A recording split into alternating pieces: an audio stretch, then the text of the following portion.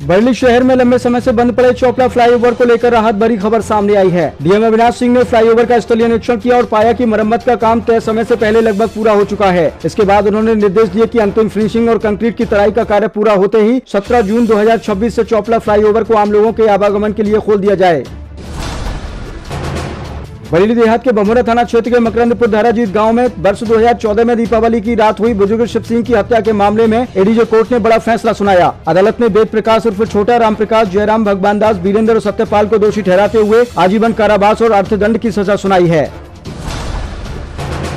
महात्मा ज्योतिबा फुले रोहिलखंड विश्वविद्यालय ने शैक्षणिक सत्र 2026-27 का नए एकेडमिक कैलेंडर जारी कर दिया है। विश्वविद्यालय के अनुसार प्रथम सेमेस्टर की प्रवेश प्रक्रिया 25 जुलाई तक पूरी होगी और 27 जुलाई 2026 से नियमित कक्षाएं शुरू हो जाएंगी। प्रथम सेमेस्टर की प्रैक्टिकल परीक्षाएं 10 नवंबर तक और सभी सेमेस्टर की परीक्षाएं 11 दिसंबर 2026 तक संपन्न कराई जाएंगी।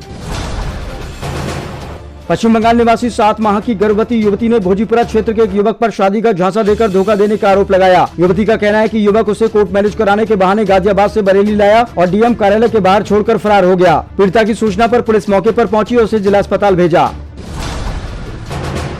बदायूं देहात की सहसपान तहसील परिसर में बुधवार को एक युवक ओवरहेड पानी की टंकी पर चढ़ गया, जिससे हड़कंप मच गया। युवक की पहचान जरीफ नगर थाना क्षेत्र के रसूलपुर कला निवासी जितेंद्र उर्फ बंडा के रूप में हुई है। युवक का आरोप है कि ग्राम समाज की भूमि पर अवैध कब्जे की शिकायत और उस पर हुए हमले के मामले में प्रशासन ने कोई कार्रवाई नहीं की है, जिससे नाराज होकर वह न्याय की मांग को लेकर टंकी पर चढ़ गया।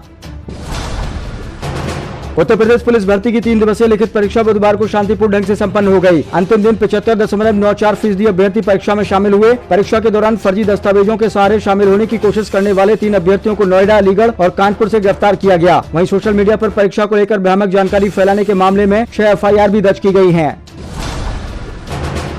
मुख्यमंत्री योगी आदित्यनाथ ने प्रधानमंत्री नरेंद्र मोदी को भारत के इतिहास में सबसे लंबे समय तक निर्वाचित प्रधानमंत्री के रूप में सेवा देने पर बधाई दी है। उन्होंने कहा कि यह उपलब्धि देशवासियों के विश्वास और समर्थन का प्रतीक है और प्रधानमंत्री मोदी के नेतृत्व में भारत प्रगति, प्रतिष्ठा और पराक्रम की नई गाथाएं लिख रहा है।